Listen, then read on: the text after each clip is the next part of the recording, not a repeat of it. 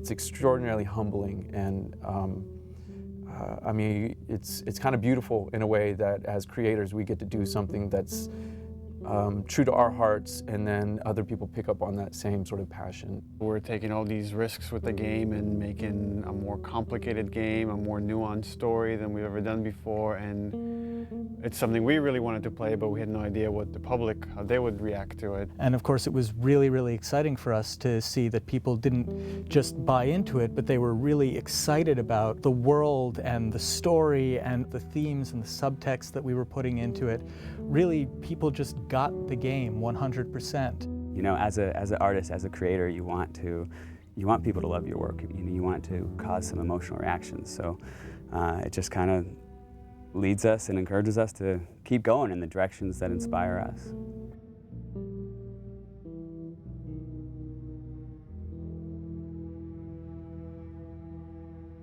The Last of Us: American Dreams, the graphic novel we released through Dark Horse, co-created by Faith Erin Hicks, the co-writer and amazing artist on that comic book. And it introduces the character of Riley.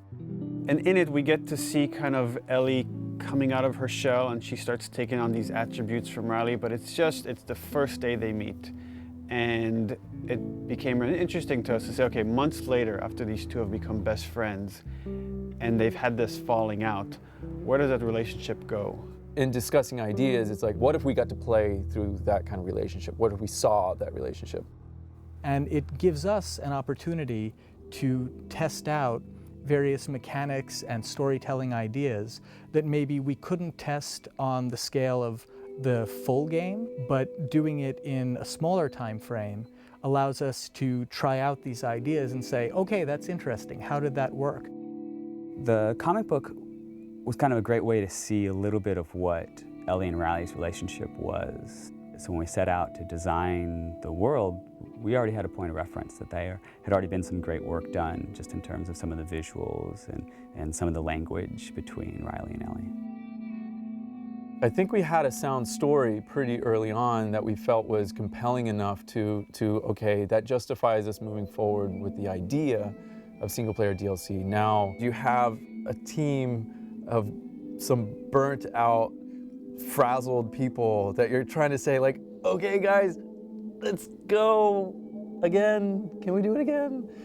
And that's a lot. That's a lot to ask of anybody after 3.5 years of grind. We kind of right away knew we wanted to focus on Ellie. We wanted to tell a little bit more about who she was before all this. We also felt like some people were wondering what happened in that time span between when Joel gets really injured and then you play as Ellie. And I felt like I wanted to meet Riley.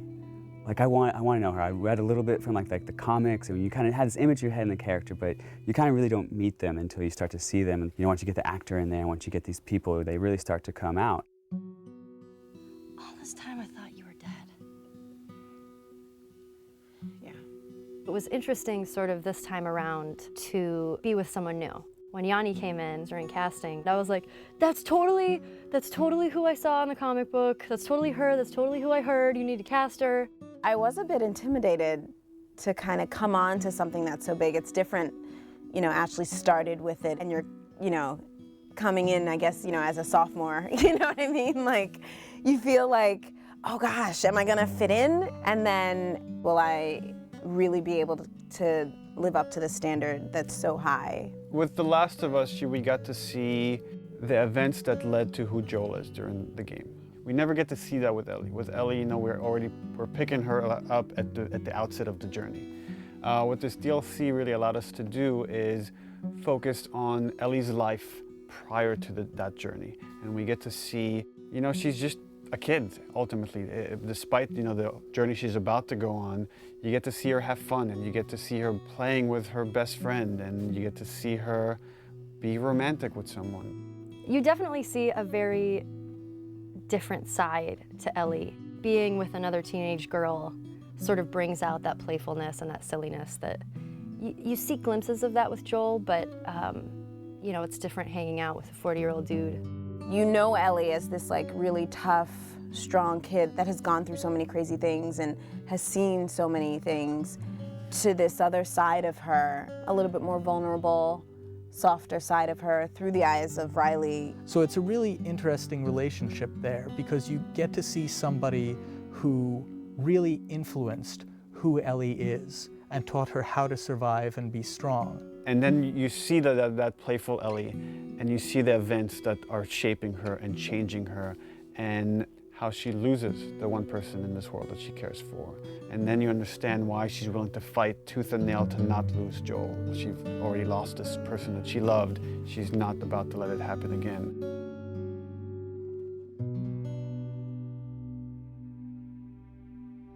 There was a lot of gameplay where we kind of challenge ourselves to say, okay, how do we add tension? How do we add core mechanics to two teenage girls that have snuck out of this military dorm and are being playful at the mall?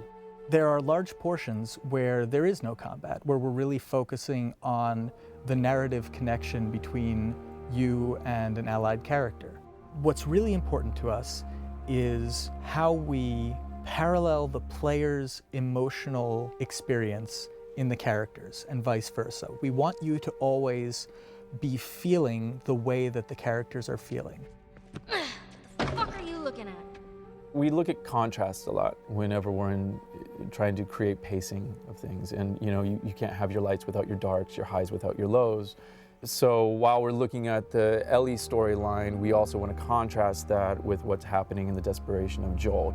So the combat is kind of an extension of the obstacles, the barriers inside of her way that she needs to overcome. Something new we wanted to do with the combat this time was we introduced David's people, sort of the cannibals in the university.